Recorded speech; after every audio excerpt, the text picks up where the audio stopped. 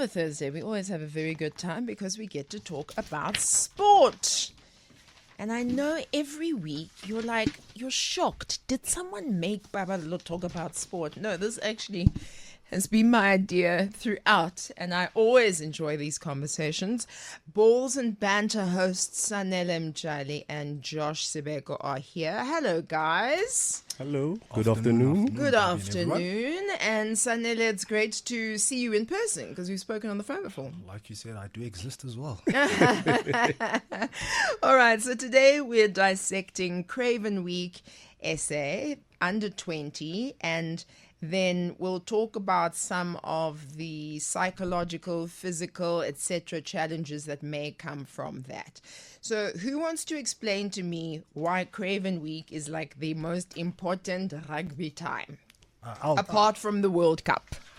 I'll take it. Okay. I think the way CRAVEN Week has been built up is it's probably the biggest under 18 rugby competition in the world. It's the biggest in South Africa. And it provides a pathway for these high schoolers who have ambitions of playing national rugby at a school level. And it guides them to this path where now scouts, coaches from all the major unions can actually pick them up at these schools and actually give them some sort of careers where they can actually make money and a living off it. So CRAVEN Week is probably the mecca of schoolboy rugby in the world. That really is incredible. So what it means then is throughout your maybe high school experience, you are all told to look forward to this CRAVEN Week. Exactly. Yeah. And so what does that do? Is it motivating or is it stressful? I can say it's a bit of both. It's motivation on terms of like your personal career growth, where an under 13 rugby player will want to look at how they want to end their rugby career after high school. So if they want to play for the Lions, Sharks or Stormers, they can say that if I target under 16 Grand Como and CRAVEN Week, I know that one or two unions and the bigger unions will catch me. Yeah. And if they don't catch me, I can still fall into like maybe a varsity cup where they'll still be able to poach me from there and take it up from there. Now, this is very interesting. Do you sit in the change rooms or maybe in an office after you've changed and somebody explains all of this to you? I don't think they actually explain it to people, and that's the scary part, because a lot of these kids are guided in terms of step by step to say, I need to play under 13 CRAVEN Week, Grand Como, CRAVEN Week, SA under 20. What have you done in your life for like those 7 years? They haven't developed you like holistically as a person to say, if I fall here, this is how I get back up. So that is the scary part of where I say they actually haven't been guiding them in terms of skills outside life. In terms of finding a pathway in rugby, it's brilliant. Yeah, because I'd imagine if quite young, 17, 16, something happens to you that's detrimental and you can't play rugby anymore, all you had were those horse clappers looking for the rugby, but now you've got to go try something else. Yeah. That's the unfortunate part. And we see that a lot, especially with your under 16 Grand Como Week, where a lot of kids, if they can't really make it to like your CRAVEN Week when they're 17 or after 16, if they're injured or don't play first team in either grade 11 or grade 12, basically the dream is over, unfortunately. So now that's why a lot of people are advocating that there should be a safety net for all of these players, where if they can't really make it to CRAVEN Week, Grand Como or Academy Week, the school system should push them through and they can make something better of themselves. Yes, absolutely. It's not what do the Americans always like? The prom king. Yes. That's not it. There's more to life. You're going to be okay, and we're going to help walk you through it. I don't know how we got to that point, because I think that point is important, yes. But I want to know about the stories that you know about what happens at these cups, right? For example, Henry Pollard, we all know him, and he came across the World Cup and all of the things that he did. But then there's also someone called Mbovane, and I'd like to know what their stories are and how they correlate. Yeah, so with the Chocho Mbovana story, he was also a high school rugby phenom. Went to Paul Roos, which is arguably the greatest Springbok rugby school in the country. They've produced the most. Went to go play Craven Week. Went to SA schools under 18 and actually played SA 7s before he even played for the SA under 20. Help me understand. Go slowly with me. I'll go slowly. So under 7s? No, not under 7s. Oh, sorry. So under 16 provincial, he makes it there. He's the guy. Okay. He makes it at SA under 20 and plays for all the SA schools teams in the country. Jeebus. And then there's the SA 7s team, which is now all the men in the country who compete for that, but now we play with 7 players on the field.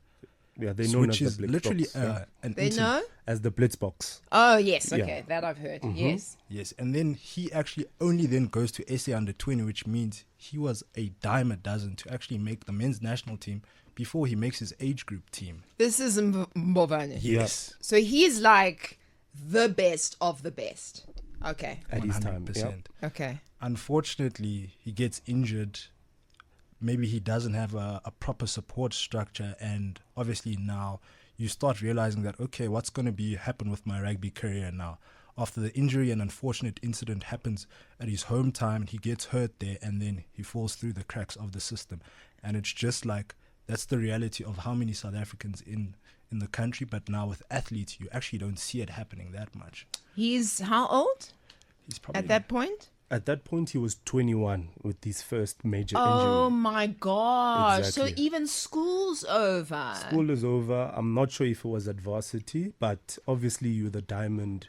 You're playing for the Blitzbox. You're basically a professional rugby player. You've got to redefine your whole life. Exactly. So now starting from scratch and basically shifting your focus from rugby to life. So why does the story start with Pollard's story?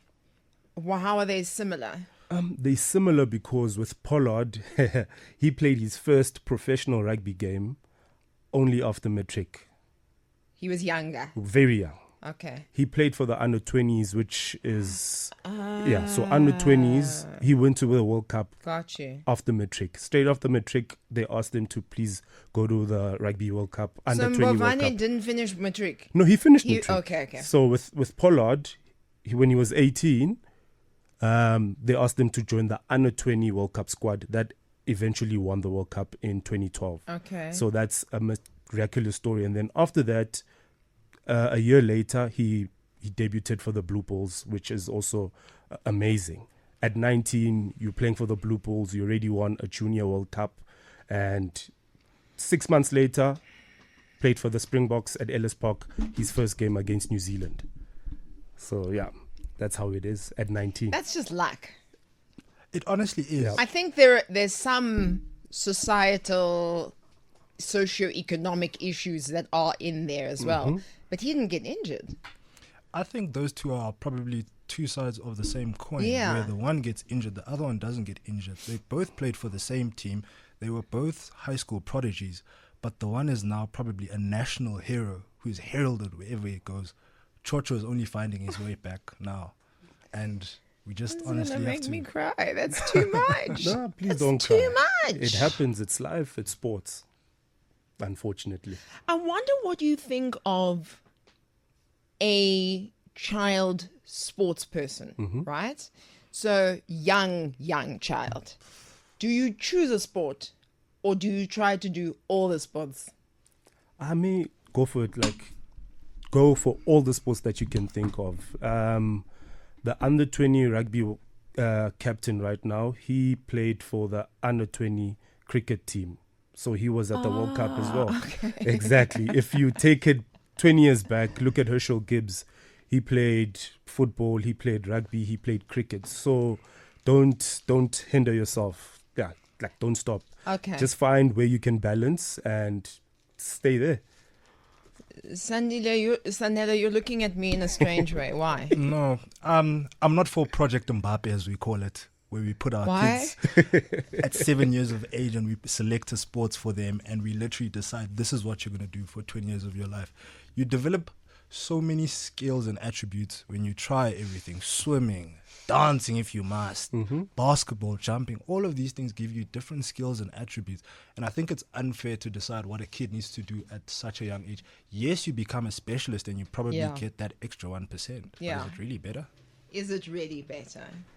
Even if they're pushing for it, but make sure that they're exposed, which comes back again to the schools. Exactly. So a school that has the capacity, has a cricket pitch, has a soccer zone, has a water polo pool, it comes back to the school and the kid can play around and figure out what he wants. Exactly. And that's or why... she, obviously. Sorry to cut you, Pabi. Yeah.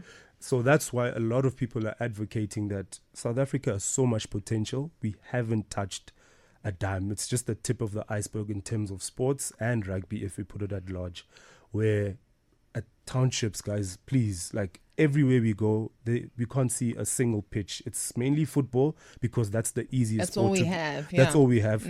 But we don't have cricket pitches. We don't have rugby pitches. We don't have swimming pools, Hockey netball, Astros. hockey Astros. Okay, we don't need an Astro grass. We don't have those resources. And once we can maybe take 2% out of everywhere, you'll see amazing things. I think that is so important. Okay, so Craven Week currently underway? Yes. Currently, yeah. What can you tell me about what the action is? I think for me, for Craven Week, it's probably a given that Western Province is going to play in the final. Those boys are doing the things, whether you see Paul Rus, Paul Jim, and those are the main Western Cape schools. Yeah. So they're the powerhouses, and I think we'll probably have the Cheetahs or the Lions playing in the final because you've got a great college there. There's ooh, look at this. Okay, all right. Well then, Josh, you tell us what your opinion is. So this year's Craven Week has been a bigger surprise because SWD Eagles on day 2 of the Craven Week beat Cheetahs, the Free State Cheetahs. And they're Cheetahs who you think will play in the final. Exactly. So now they're out of contention in the final. And yesterday they beat the Lions as well. So that's what he was saying, that the Lions will make it to the final and they won't make it to the final. Did you say the Cheetahs and the Lions will make it to the final? And none of them. And both of them they haven't been knocked out. They've just lost in this first round. And it's highly unlikely you'll make the final when you've lost. History has shown. Yeah. So that's what's up with you and the Cheetahs and the Lions, bro? He's not a cat person. What's your problem? Exactly. I apologize to the Eagles. Okay, so yeah. So they're surprised, like SWD Eagles. Not a lot of people thought that they'd come up and beat the Cheetahs, and then yesterday beat the Lions to make the final. Yeah. And I think today, in like 30 minutes or so, Western Province is going to play against the Sharks, which is going to be a humdinger of a game. Sure. Yeah. I always hear of Western Province and how great they are. But then the Sharks fall under the overall Sharks. Yeah. Who are KZN. Who are great? This year they are great. They've got what's his name? The fullback from Westville. I'm not he sure. He slaughtered us. But I know they're gonna kill me for he must have a name like a lion or a tiger. Yeah, he slaughtered the Lions team. He slaughtered basically all teams that he's faced. He's been amazing. And Western Province is Western Province. We have all your what do we call this? Like proper schools, like diamond schools. Right. Polros, Pochem, all of them we are there. call them the Scrum Cap Mafia. Yeah, the Scrum Cap Mafia. Yeah. Because the schools are so good. Yeah. What makes them good? I think the nature of in a rugby sense. Yes. Yeah. I think the type of rugby that they play down on the coast is like a really fun type of rugby to watch. It's running rugby. It's expressing yourself, and it's actually just allowing kids to enjoy the game. You send the ball, you play flat, you play lines. I'm getting very, very technical right now. I don't know what you're saying. But it's a really, really fun type of rugby to watch and to play as a player. So I think it just encourages them to actually reach high limits. High limits. Exactly. And his name is Siketelo Siaya. Okay. Shake and bake. Yeah, Zakes. No, that kid is amazing. He is a protege. Everyone is looking at him with great eyes and saying Springbok eyes. Exactly, Springbok eyes, and saying he might be one of the next Springbok fullbacks. You guys know all the balls and all the sports. So is there something similar in the world of football? Is there something similar in the world? I don't know how big basketball is in South Africa, but CRAVEN Week is known. Are there anything similar for other sports in our country? Unfortunately, at that level, no, we don't have. Cricket, yes, we have the Kamajolo Week, which basically is a copy and paste of the CRAVEN Week.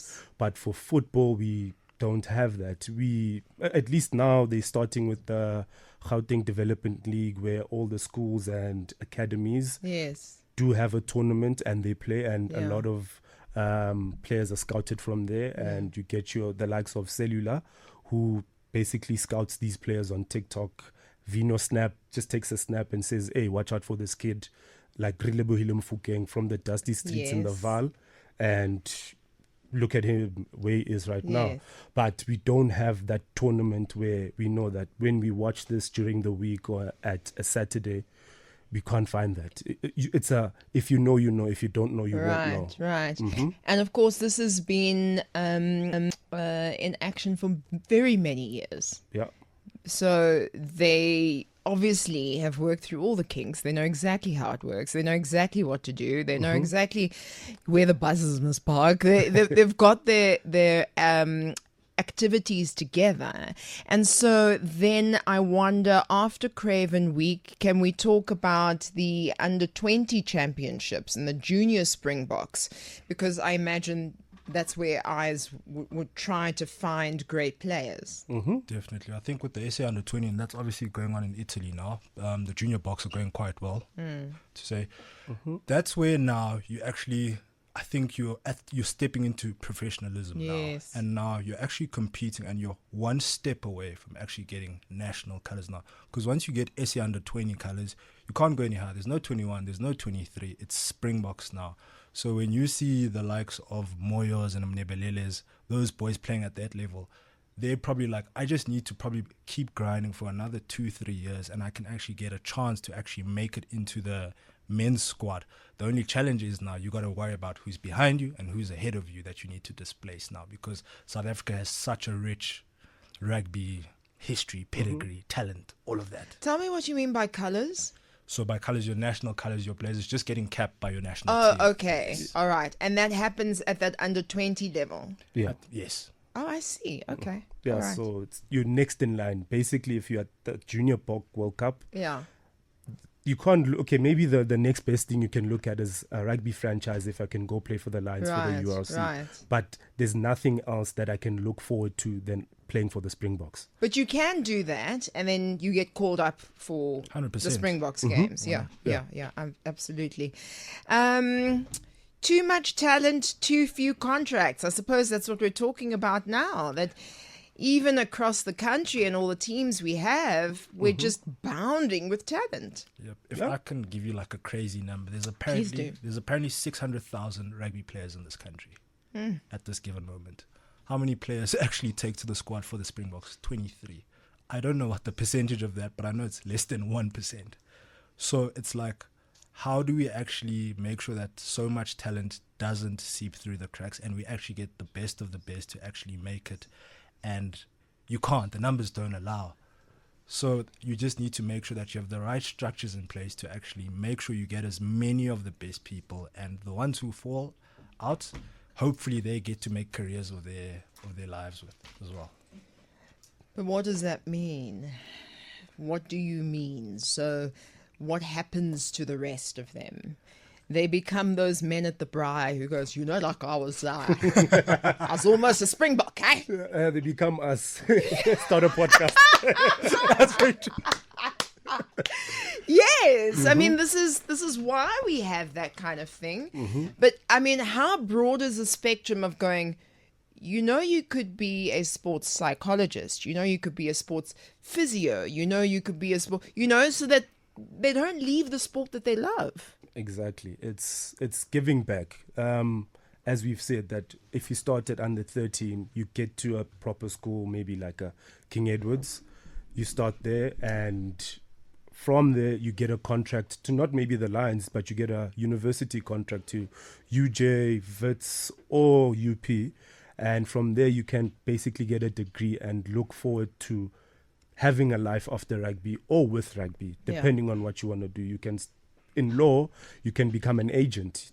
Absolutely. Exactly. You can become a sports scientist, a coach, anything. So there's a lot to handle, but we just need proper structures to guide and align everyone from there. I'm an ever positive person. Sanele, you've been giving me looks like, yo. I'm intrigued. So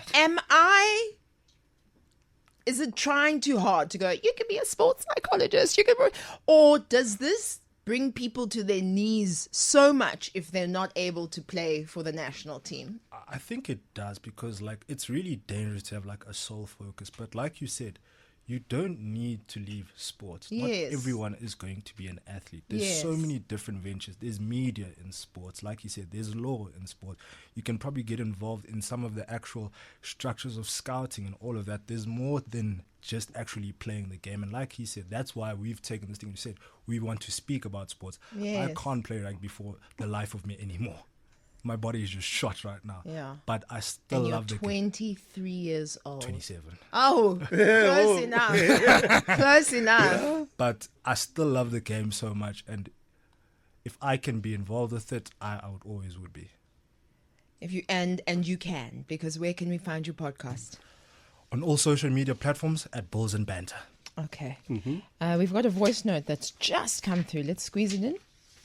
Hi, Pabi. I'm enjoying the conversation there on studio there with the guys. They're quite informative. In short, I've realized that the guys just made it simple that the rugby school system is really producing talent for the senior teams.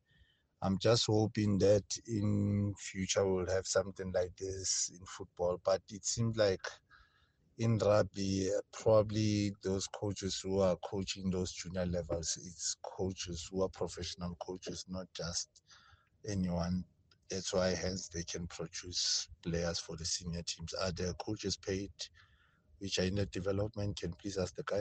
I think for CRAVEN Week in particular, and for schools in particular, that's a very important question. So let's talk very quickly about the coaching staff. The coaching staff, just to wrap it up quickly, with the coaching staff at CRAVEN Weeks, they are basically high school teachers, and as well they are coaches of first team rugby schools. So the alignment there is that the high school hires the teacher and coach, and then they are also hired by the union. They are paid as a teacher, but also from the union as a coach. I see. But now, because of the pressures of high school rugby and everything, most of your first team rugby high school coaches or sports directors are either former rugby players professionally, or they were in the system during high school, where you find like Zegen Kosi. He started at the Lions, didn't really reach the pinnacle of rugby, but fell back and started to coach, and he is currently the Currie Cup Lions coach. Fantastic. Okay, so I hope that answers your question. And again, you know, as we have these conversations, we think of the duality, some of the schools that you're mentioning, and then some of the places that we grew up in. There's no comparison in terms of developing a great sports person. So this is very interesting to watch. CRAVEN Week, SA under 20, and that journey from school rugby to professional success. Balls and Banter hosts Sanele Mtshali and Josh Sibeko. Thank you very much for your time.